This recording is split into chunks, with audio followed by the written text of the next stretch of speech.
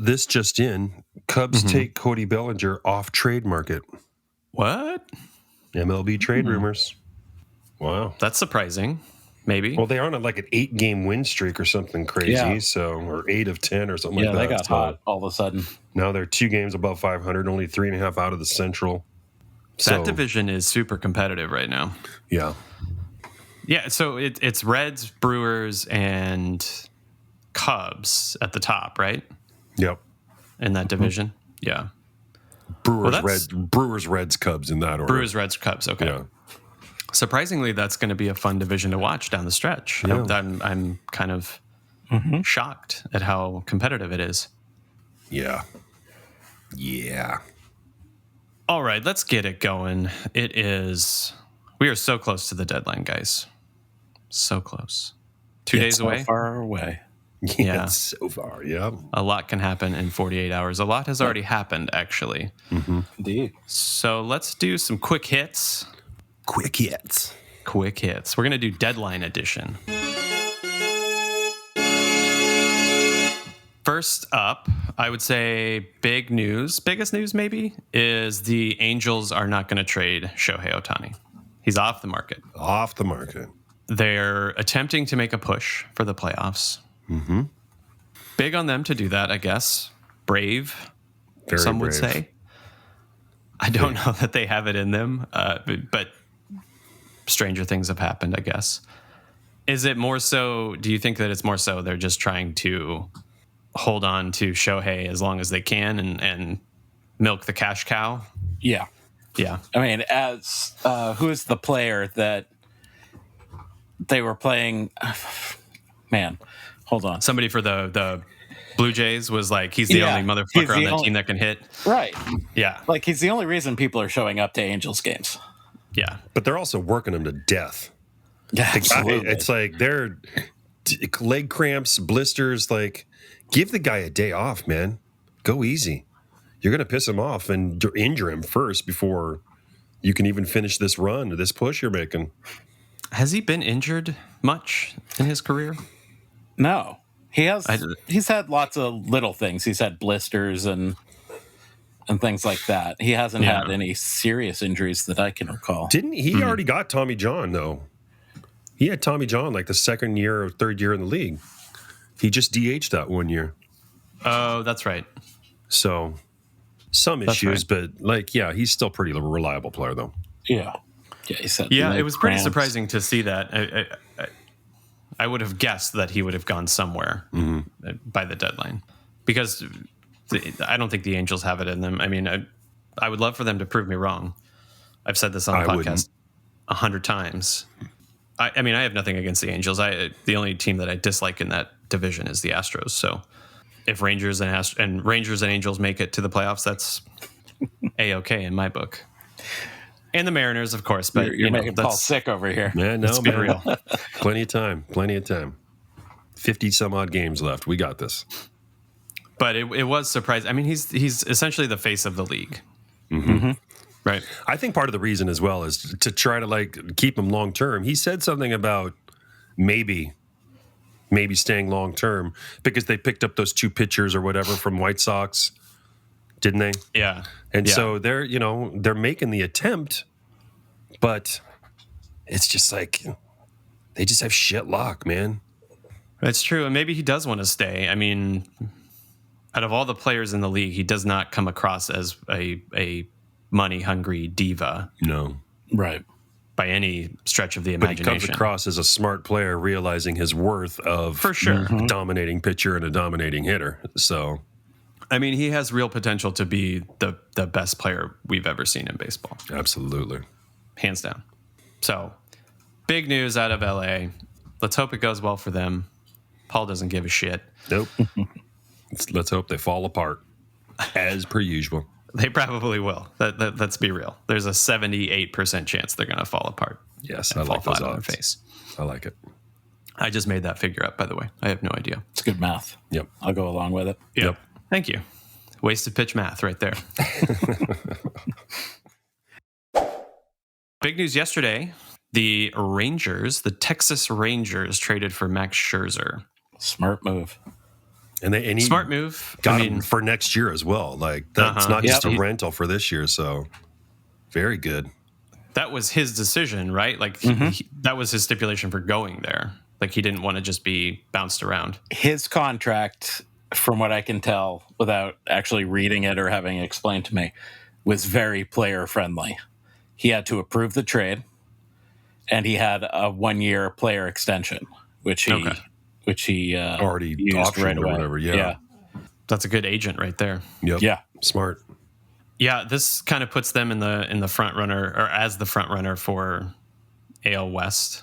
They're already kind of the front runner to begin with, I think, at this point in the season. But add Scherzer to that rotation, they should be some pretty distance good. Behind them. Yeah. Yeah. So let's hope. I hope they win that division by 10 games. Somebody was throwing out the potential for the Rangers to make a trade for Luis Castillo of the Mariners, offering up DeGrom and like 2 prospects to take Luis Castillo, because again they want somebody else too, and there's no way the Mariners will do that with them. You don't think so? No. Well, honestly, I wouldn't put it past Trader Jerry to do something like that within our division, but that would just suck. That would be a huge slap in the face to Mariners fans. They did that a couple years ago with Hunter Graveman. Traded him to Houston while Houston was in town. And so he literally, like, the 3rd game of the series, he had to play for Houston, and, like, players are fucking crying and stuff. It was just not cool. And everybody's like, what are you doing? Who was that? Hunter Graveman? Yeah, the closer. And then Kendall Graveman? I'm sorry? Kendall Graveman? Oh, is that his name? I think so. He was here for like 6 months, not even that, so I don't even know. Okay. Kendall Graveman, yes. But we got like Abraham Toro and some other dude, and of course Toro hit a home run off of Graveman like the next night. So we're like, oh, wait a minute. But he's now cut. He's fucking bullshit. Didn't they win the World Series that year? Oh, God. Probably. Yeah. Probably. Yeah, and that since we're talking about the Astros, I think they're kind of in an interesting position. I don't know if they're going to trade for. I mean, have they picked anybody up yet? It doesn't seem so. Nothing. They got. Oh yeah, they got Graveman back. They got Graveman. Yeah, from Chicago, I believe. Yes. But then they got Altuve and Jordan came off the IL, so they're kind of at full strength right now, from what I understand. But yeah, they reactivated Altuve and Alvarez. Okay. Well, that'll be interesting to watch to see what they do. I think the Rangers are putting pressure on them. Definitely. By adding Scherzer. So there's probably a lot of pressure to do something. Somebody's poking a stick at him saying, do something. We'll see. I hope they do nothing. I hope they lose every game for the rest of the season. I wonder if it's Mac, the mattress guy, that's telling him to do something. Mattress Mac. Yeah. Mattress Mac. Come on, man. Yeah, probably. He bet, $10 million on them or some shit like that. The Dodgers making some moves. Getting some guys Not surprising. back. Yeah, another one of those coming back to their old team. Yep. They got Joe Kelly and Kike Hernandez back. Yep. And then they picked up a couple pitchers from another one from the White Sox was Lance Lynn. Yeah. Starter and bullpen. Good starter, good bullpen help. That's good on their part. They picked up Ahmed Rosario from the Guardians as well. That's right. Like the shittiest shortstop or second baseman out there, but he can hit or something like that. Yeah, I mean, this is what the Dodgers do, though. They pick up guys that they can kind of sub in and out throughout games. It's Dave Roberts ball. That's how they play. That's how they roll. Right. And we thought that I thought that the Dodgers were going to do this, especially after their kind of lackluster off season, it seems like they're kind of turning up the heat a little bit now that they're making that playoff push. Well, they've had like the deepest farm system for years on end now, as they win up in the majors as well. They're a really crazy team. They're pretty impressive for what they're doing. But again, money can help with all of that. Yep. And the Dodgers have a lot of money. Yeah. The White Sox are having a fire sale. They're just getting rid of everybody. They're saying double A team now. Weren't they just like 2 years ago, like really good? All these young guys. Yeah, they won the division. I think it was 2 years ago. Made the playoffs, lost to the Astros in the playoffs. But that was kind of, they haven't been great for the past decade. I mean, that was kind of their little foray into the playoffs that, in the past 10 years, but they haven't done much other than that. They've got some great pitching. I'll be interested to see what they do with like Dylan Cease. Mm-hmm. I thought I already heard that they're not going to trade him though. Like they got to keep at least one good guy. Yeah, there hasn't been any indication Dylan Cease will get traded, according to ESPN. Right. Who knows? Who knows what will happen? Certainly a wanted guy. Starting pitching. Pitching obviously is wanted by every team out there making a push. So, well, it's what wins you games in the playoffs. That's for sure. All it takes is the right offer, I guess. Yeah. The Mets have decided to just say fuck it. Obviously, they let Scherzer go. They're having a terrible season. The Padres, are they gonna start getting rid of some people? Oh, they're in that same boat. Yeah. Right around 500, just reeled off a couple wins or something, and now it's like, what do we do? What do we do? But yeah, they could so many players they could dump and replenish the farm system as well. Yeah, they don't really have a chance, I don't see. No. This season. What's their record? They are 51-54. Fuck. Oh, they're 40. They're under. Oh shit. Yeah. Is it the Dodgers or Dodgers at one point it was the top. Diamondbacks were at the top. Diamondbacks are right in the middle of the division. It's Dodgers first, Giants, Diamondbacks, Padres. Okay. Rockies are completely out of it. Yeah. And as far as like they're 5.5 out of the wild card. So again, potentially some time left right there, but they got some, pretty hot teams in front of them. Cubs. Yeah. Yeah. Stranger things have happened, I guess. We saw that with the Phillies last year. Yeah. Who were under 500 at the All-Star break and ended up going to the World Series. So, not to say it couldn't happen. Not optimistic. Mariners making some big moves, Paul. Picking up... no, they're not. I don't even know who the fuck they picked. They got a guy who was DFA'd, so... Yeah, exactly. That's their style right there. No commitment to that good stuff at all. Red Sox are... have they picked up anyone in this little deadline? They're making a push. They're winning some games. They're pretty hot right now. They traded Kike for some AAA pitching. Mm-hmm. I haven't heard anything about any other trades going down. I don't think they're going to make any big moves, though. I don't think they're going to be selling or buying. I kind of think Seattle's going to be in the same spot. There's no reason for them to do so. Yeah, at this point, not with that division being so competitive, it would almost be a waste for them to do so. Right. Like we're gonna do it with this team, or without. We're gonna make it or not with this team and see what happens. Yeah. Why did they get rid of Kike? Why? What? Was he just not that good? He was not performing well this year, and it was becoming kind of a problem for the team. Kike is able to play so many positions: outfield, shortstop, second base. That they just kept moving him around, trying to find something that worked, and was just wasting time and games. And he's a good fit for, like you say, Dave Roberts baseball, where they move him around and He had signed like a three or 4 year deal with Boston, didn't he? A couple years ago. He was really good a couple years ago. Yeah. And then this year just couldn't do anything. He's going to go to the Dodgers and just absolutely dominate. Of course. Oh, absolutely. Of course. Any other activities going on? Nolan Arenado's not going. I was going to say anywhere. Lack of activity. He's off the market now. That'd have been a Yeah. big splash for Dodgers if they were going to pull that off. I bet they were kind of hoping to do that. I bet they were. We just talked about at the beginning, Bellinger is not going anywhere. No. I mean, it's like David Ross, the manager.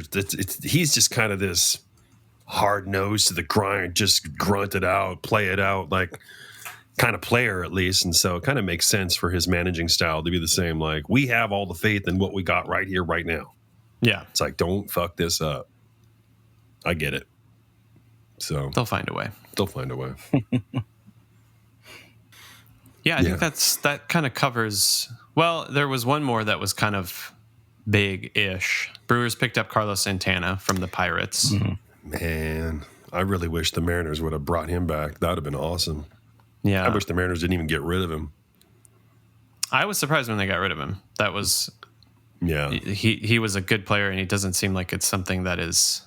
It's not like he was a blockbuster deal or anything. No, like that. it's super cheap. Excuse me, super affordable. Great clubhouse presence. I think a lot of people were disappointed to let him go, but good for the Brewers, man. Good pickup. Yeah, that's the division that I'm going to be watching the most. I feel like the NL Central. Yeah, That's going to be fun. I mean, the Reds are fun to watch now. yeah, dude.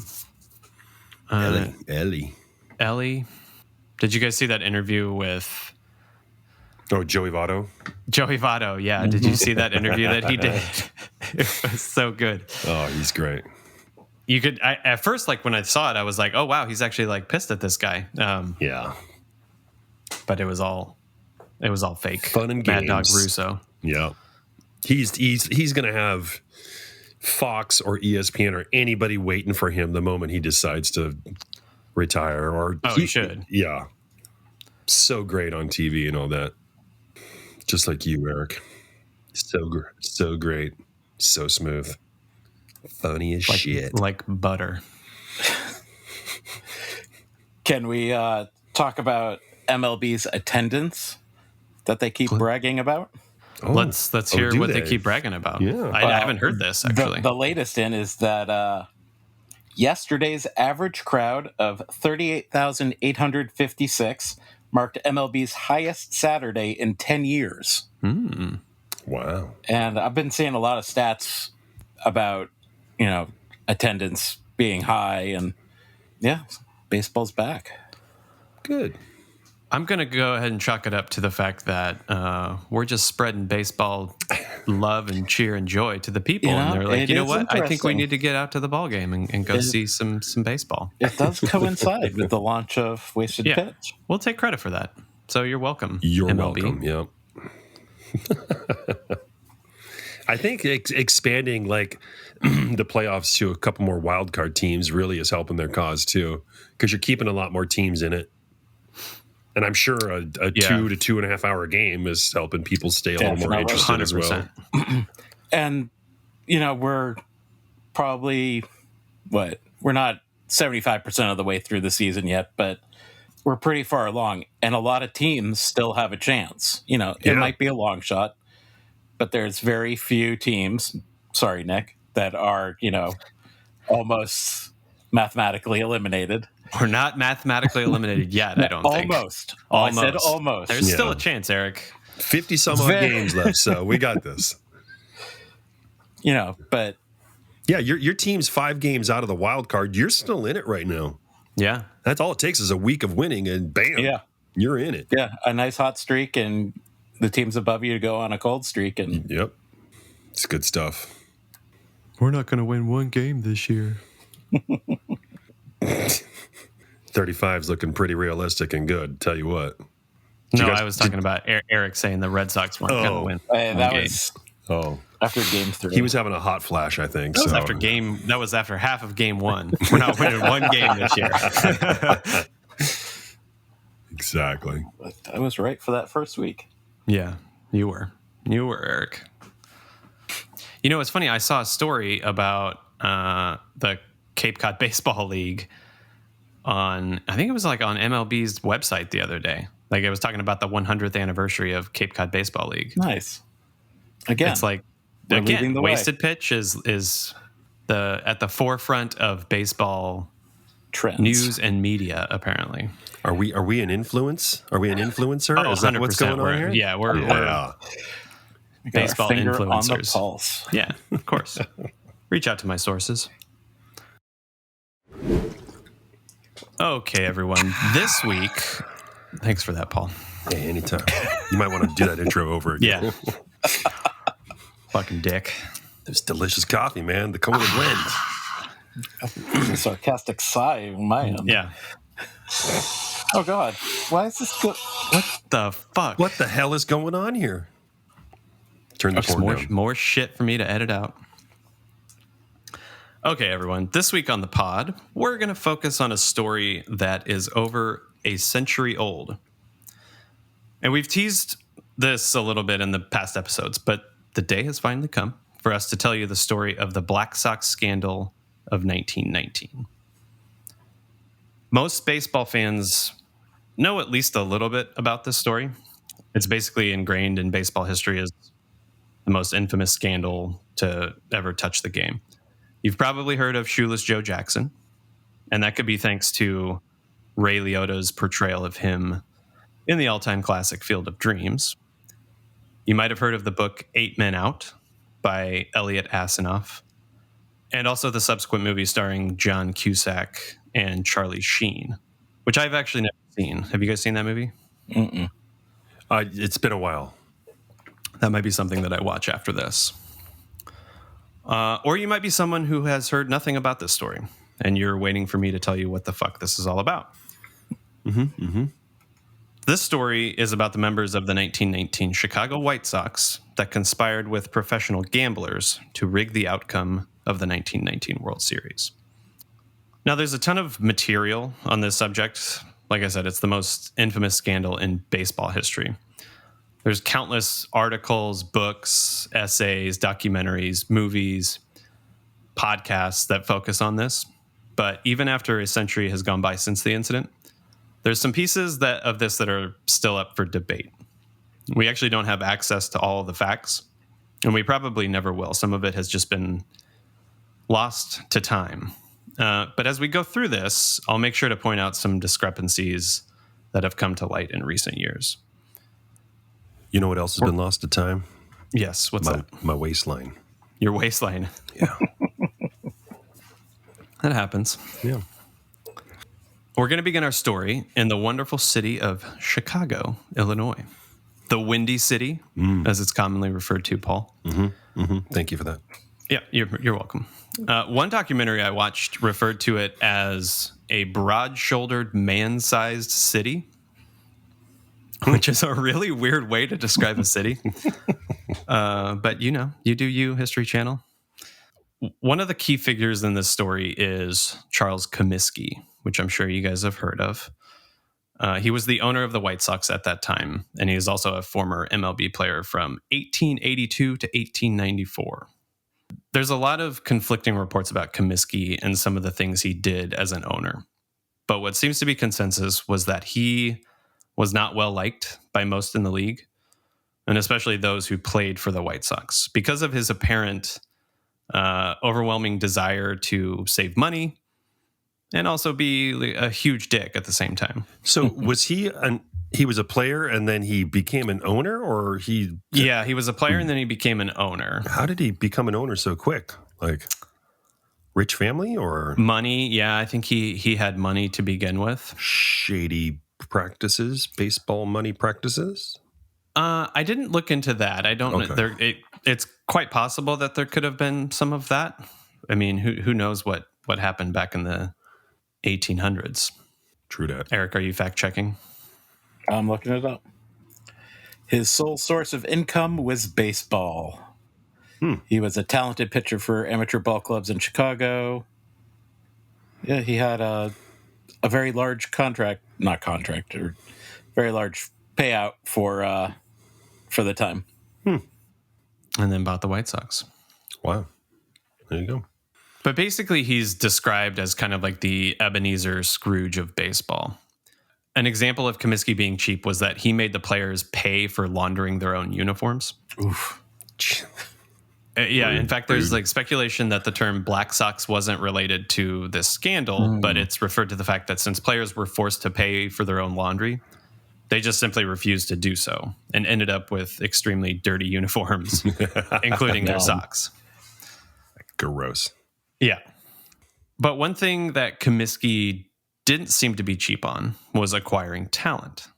Starting in 1915, he set out to build a super team. He's a former player, so no other owner in the league had any experience like that. In fact, I don't believe any of the other owners at the time had played baseball. So this kind of gave Comiskey a leg up because he had an eye for talent and an eye for the game. It sounds like most of the owners at the time, and even to this day, but even more so back in those days, most of the owners were just like strict businessmen. And this was a business deal for them. So his first move was to pick up a player by the name of Eddie Collins, who, by the way, is now a Hall of Famer. And he ranks 11th for most hits of all time. He had 3,315 in his career. And 7th for most stolen bases of all time. He had 745. So he was also the reigning MVP from the 1914 season. And Comiskey picked him up in a trade with the Philadelphia Athletics for a whopping $50,000. Wow. Good deal. That actually doesn't seem like much, but at the time it was the highest price ever paid for a player. Eddie Collins made $15,000 for his 1915 debut season with the White Sox, which was third highest behind Ty Cobb and Tris Speaker. Comiskey picked up center fielder Oscar Happy Felsch. It seems like a lot of these guys have nicknames. Happy. There's always like a nickname that these ball players have. He was played by Charlie Sheen in the movie 8 Men Out, by the way. Happy was picked up from Milwaukee for $15,000. That same year, he also went above and beyond to get Shoeless Joe Jackson, who was already considered to be one of, if not the best and most natural hitters in the league. I want to touch on Joe Jackson a little bit further here because, number one, he's the most famous player involved in the scandal, but his backstory might also provide some context for what transpires later in this saga. We're going to call it a saga because it's big, guys. It's big. So Shoeless Joe was from a rural area in South Carolina. He was uneducated, illiterate, and had basically spent most of his childhood working in a factory for 12 hours a day. Like, no joke, he started working when he was like 6 or 7 because his family was very poor. But one thing's for sure, he was good at baseball. And back in those days, they had what were called mill teams, which was baseball teams that were put together by the owners of these mills in these little rural towns in the South. And so when he was 13, he got his first break playing for the Brandon mill team. And he was paid $2.50 to play on Saturdays, which is equal to about $88 today. Not bad when you're a young kid, 13, 14, whatever. He was originally a pitcher, but apparently he broke another player's arm with his fastball. So nobody wanted to bat against Shoeless Joe. And the coach eventually moved him to the outfield. Playing for this mill team is also where he garnered the nickname Shoeless Joe. Do you guys know why he's called Shoeless Joe? No. During one of his at-bats, his feet were hurting so bad from blisters caused by the new cleats that he was wearing that he just took them off and batted in his socks. Nice. And apparently a heckler in the crowd noticed Joe running to third in his socks and yelled, "You shoeless son of a gun, you." And the nickname stuck. I gotta say, hecklers were a lot different back in the day. Either like this is a sugar-coated version of what the heckler said, or hecklers just weren't that good. Not the most creative. And it didn't take much to get a nickname back then. You just did something out of the ordinary. And Yeah, it stuck exactly. for the rest of your life. I feel like today there would have been some meaner things said to old Shoeless Joe. So by the time he was 18, he started playing semi-professional baseball, and eventually in 1908, when he was 21, he was signed by the Philadelphia Athletics. But it did not go so well for him. And there's conflicting reports on why it didn't go well. Some say it was because he couldn't adjust to life in the big city. Remember, he's from rural South Carolina. So making that jump from Brandon, South Carolina to Philadelphia, Pennsylvania could be pretty daunting. Others speculate that it was because of hazing as to why he couldn't break through. But nonetheless, between 1908 and 1909, he played only 10 games at the major league level. Most of the time he spent playing in their minor league affiliate down in South Carolina. By 1910, the Athletics had given up on him, traded him to the Cleveland Naps, which is the old name for the Cleveland Indians. And this is when shit started to get real for Shoeless Joe. Hold on, like naps? Like I'm going to go take a nap? I'm going to go have a lie down? Yeah, the Cleveland Naps. Wow, okay. I don't know where that name came from. I didn't go that far into the history of the Cleveland Naps. Was Cleveland a rather sleepy town or something? I mean, it always has been, right? Apparently. Maybe they should have just changed it back to the Cleveland Naps instead of the Cleveland Guardians. Definitely. I want to see that logo. Yes. Big pillow. Yeah. I like it. Sponsored by My Pillow. Hello. So 1910, A's gave up on him, traded him to the Cleveland Naps, and that's when everything started to happen for Shoeless Joe. He spent most of that season with the minor league affiliate, the New Orleans Pelicans, not the NBA team. But he won the batting title there and then helped them secure the pennant. 1911 rolls around and he goes on a tear. Can't stop, won't stop. Shoeless Joe finally has his first full MLB season with Cleveland, and he set some rookie records. His batting average was .408 for the entire season, which still stands to this day for a rookie batting average. Wow, that's amazing. Amazingly, that wasn't the best batting average in the league that year. Not for rookies, but just for players. Apparently, Ty Cobb had a .418 batting average that year. Yeah. Shoeless Joe also led the league with a .468 on-base percentage.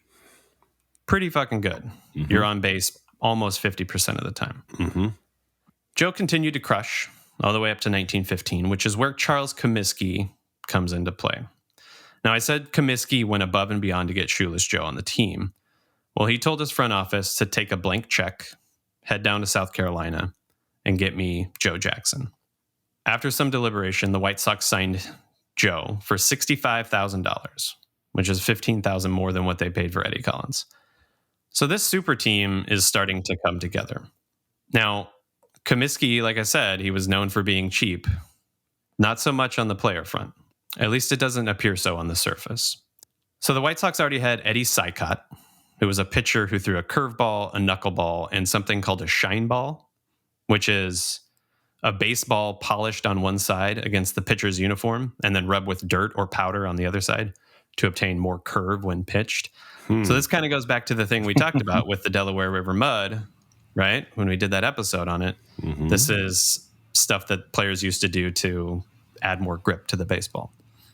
They also had the best... Approved by the league, or was that just him being kind of shicey? I mean, it was at the time, because this was 1915, 1916, somewhere in that range.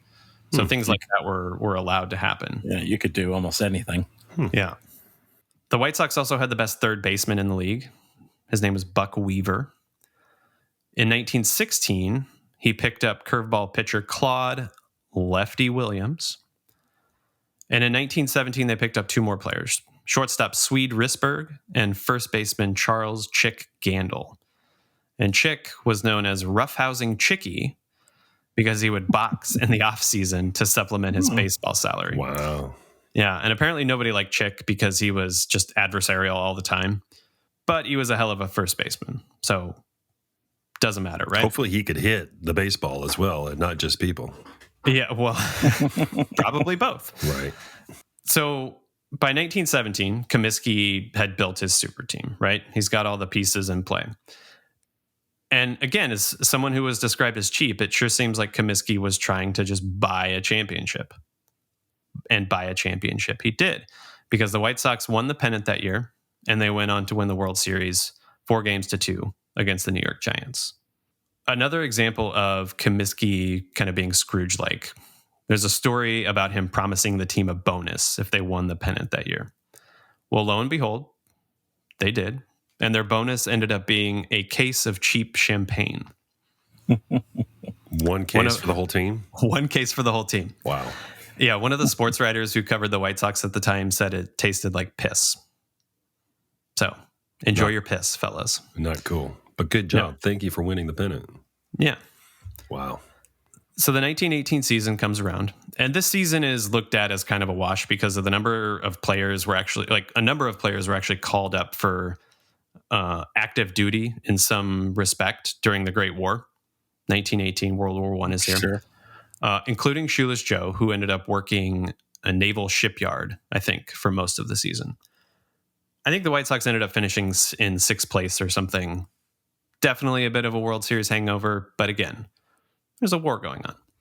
The only other thing to note about the 1918 season is that there were rumors swirling around the league that some members of the Chicago Cubs had taken $10,000 payoffs to fix the World Series against none other than the Boston Red Sox. Just rumors, but possibly more to that. Quick question. Sure. So at what point did Chicago have two teams, the Cubs and the White Sox? Because we're talking 1917, 1919, and there's already two teams there? Mm-hmm. That's what it says. Wow. That's crazy. I mean, Chicago was... it always has been. I mean, it's a broad-shouldered, man-sized city we're talking about. That's a good point. That's a good point. I forgot that. So 2 teams is nothing. Got it. Okay, so this brings us to 1919. And at this point, you guys are probably thinking, okay, where's all this going? You told us about the players. You told us about Comiskey. Let's get to the good stuff, right? Hey, Nick, where's this going? Let's get to the good stuff. I promise I'm getting there. But in order to do so, I kind of have to set the stage properly because there's a lot to unpack in this story, and the events leading up to the 1919 World Series are just as important, maybe even more important. A big question that you probably have is why? Why would this team, who won the World Series just a short time ago, try to fix the World Series? And here's where we start getting into the discrepancies. And a lot of these discrepancies come from Asanoff's book, 8 Men Out, which is regarded as like the most complete telling of this story. One thing that MLB used to have in place was something called the reserve clause, which essentially means that once a player is signed by a specific team, that team owns all rights to their contract for their career. The players had very little freedom in this, meaning like they could not go play for another team for their career. This not like it wasn't years long contracts. It was literally the rest of your their career. Wow! Unless they were unconditionally released via trade or sold outright. Wow! So a player could decide to hold out for a period of time, like if they felt that their contract didn't meet their needs, like if they were, a top tier player and they weren't getting paid enough, they could hold out. But the owners could essentially say no, and there was nothing that the player could do. They weren't allowed to go play for another team. They weren't allowed to play baseball in MLB in any aspect. Crazy. So clubs had a lot of power over their players. Asanoff asserted that the reason some players tried to fix the series was due to the fact that Comiskey paid them worse than most teams in the league, even though their talent level was at the top. And add on to the fact that he was generally cheap when it came to things like their laundry or food or bonuses. And they couldn't do anything about it because of this reserve clause. So he asserts that the players started to rebel. Well, recent findings have come to light in the past decade, and this assertion kind of seems like bullshit. Because according to the latest information, the White Sox payroll was 3rd highest in the league at the start of 1919. Just a few $1,000s behind the Red Sox and the Yankees. A majority of the players' salaries were comparable to the higher level talent in the league at their respective positions. So this theory has kind of lost some momentum as of late, and for good reason. Now, while the White Sox may not have been disgruntled about salaries, One thing is for sure is that the clubhouse itself was definitely not all rainbows and lollipops. Not everybody got along. The team was divided into 2 cliques. So one clique was headed by Eddie Collins. Eddie was Ivy League educated and apparently just an arrogant prick. In fact, I think his nickname was Cocky Collins. Makes sense. It would have been better if it was Eddie the Cock Collins. Eddie the Cock, yeah. We can change it. I like that better. The other players that aligned with Cocky were catcher Ray Schalk, pitcher Red Faber, and a couple of outfielders, Shano Collins and Nemo Leibold. A lot of names that I'm throwing out here. I'm just trying to give you guys all the facts and all the information. The other clique basically united in their hatred for Cocky Collins. And this was headed by Chick Gandil and Eddie Sykott, along with Buck Weaver, Swede Risberg, outfielder Happy Felsch, and a utility guy by the name of Fred McMullen. Despite the friction in the clubhouse, the 1919 White Sox were very good, and they were favorites to win the pennant as the season went on. So during a train trip in the latter part of the season, Eddie Sykott and his clique started having discussions about the possibility of throwing the upcoming World Series if they were to make it. So this is when it starts to get some traction. Even before the White Sox managed to clinch the pennant, Sykott started to meet with a man named Bill Burns, who was a former player turned professional gambler, where Sykott tried to convince him to finance a series fix. And according to Sykott himself, he and the other players in this clique were envious of the $10,000 payments that the Cubs players received the previous year. And the idea of getting a similar haul with like little to no no consequence whatsoever was pretty enticing to them, right? Also, there's that little faction that hates Cocky Collins and his little Ivy League clique. So by mid-September, the Sykott Gandil clique had committed to a series fix during a meeting at the Ansonia Hotel in New York. And during this meeting, they were able to recruit the number 2 starter, Lefty Williams, and Mr. Shoeless Joe Jackson himself. So now we've got a little faction inside the White Sox that is ready to throw the World Series. Really quick. Yeah. Why did they want to throw it again? So that's where the discrepancies are coming into place. So that's where there's kind of 2 different theories. Mm-hmm. The one that has the most traction is not the theory about them not being paid enough. Mm-hmm. It's more so that they saw what was done in previous years past, especially the previous year with the Chicago Cubs getting $10,000 payments for throwing a World Series. It's all about money, basically. Oh, okay. There's speculation that part of it had to deal with the fact that there were 2 cliques in the clubhouse, and there was hatred for Eddie Collins and his group. And it's easy money, right? $10,000. Or that's the only power they had. Yeah. Was whether they could fight or lay down. If there's no consequence, then why not give it a shot? Right? I mean, that's their thinking. I'm not saying Yeah. I'm not saying winning the World Series is less than getting $10,000, but maybe at the time it was. Yeah. So they were able to recruit these players. They've got Lefty Williams, Shoeless Joe, all of the other players that are already in this clique. They have another meeting with Bill Burns, who is the former player turned gambler. Both parties decided that the World Series would be lost to the National League champion Cincinnati Reds in exchange for a $100,000 payout. $100,000 split between all of these guys. So there's one little problem here. Financing something of this magnitude was beyond Bill Burns' means. Now remember, he's a professional gambler.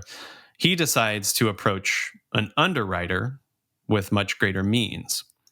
He approaches a New York City, quote unquote, underworld financier by the name of Arnold Rothstein. Now, if you've ever seen Boardwalk Empire, which is a show on HBO, Rothstein has a pretty big role in that show. And they even mentioned the fix in there a couple times. He's basically a financier for the mob, essentially, was what Rothstein was. Anyway, Rothstein initially turned down the offer to do this. So this could have been potentially a big problem for the crew trying to have this big score. Eventually, through some back channel coercing, Rothstein agreed to finance the fix, and Burns goes to Cincinnati the day before game 1 of the series to meet up with these players.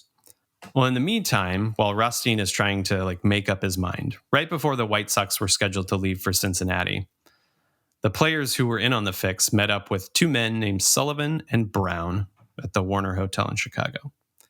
During this meeting, Sykot, who was apparently very distrustful at this point, you're dealing with gamblers, I don't know why you wouldn't be distrustful, he demands that his $10,000 share be paid in full before the start of the series. He leaves the meeting by himself, but when he returns to his room that night, stuffed under his pillow is $10,000 cash. After some significant wrangling with the financiers, it's eventually agreed upon in a meeting with the players that they would be paid in $20,000 installments for each subsequent loss in the series. There was one player missing from that meeting, though. Shoeless Joe. Old Joe's not there at this meeting, which could be big later on in the story. Also, by the way, this series, this 1919 series, I think was the first World Series to have 9 games rather than 7 games. Just a little interesting tidbit. So the night before the series was supposed to start, Bill Burns apparently ran into an old acquaintance of his. It's a Chicago sports writer named Hugh Fullerton. And according to him, Burns assured him that the Reds were going to win. Burns is like, it's a lock for the Reds. Funny thing is, the betting odds for the series suddenly started to shift, and a ton of money started pouring in, making the Reds a slight favorite to win the World Series, right? We've got some financiers. They're fixing the World Series. The fix is happening. The series is about to get underway. And that's where we're going to stop for today. Ooh, son of a bitch. Tune in next week, you dirty bastards. Stick around next week.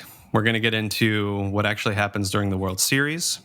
Lots of good stuff coming up, fellas. It's a very intricate story. There's a lot to unpack here, but it's really there's a lot of stuff that I had no idea happened, and there's a lot of new information that has come to light in the past 10 years. So we'll find out more next week about all of that. Nice. Very good.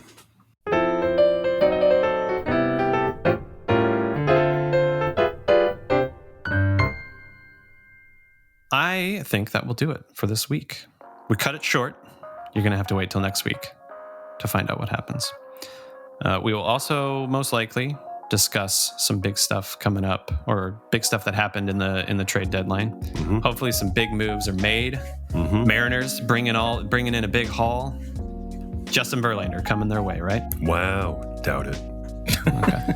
Maybe Jacob deGrom. Who knows? Maybe that Mariners, Texas thing is going to happen. Who knows? Yeah. Thanks for listening. Eric, you want to say anything? You look like you want to say something. You want to say something. Rate us on iTunes. Give us a thumbs up on YouTube. Visit the website. Yeah. Wastedpitch.com. Send us an email. That's it for today. We'll see you guys next week. Thank you all. Bye-bye.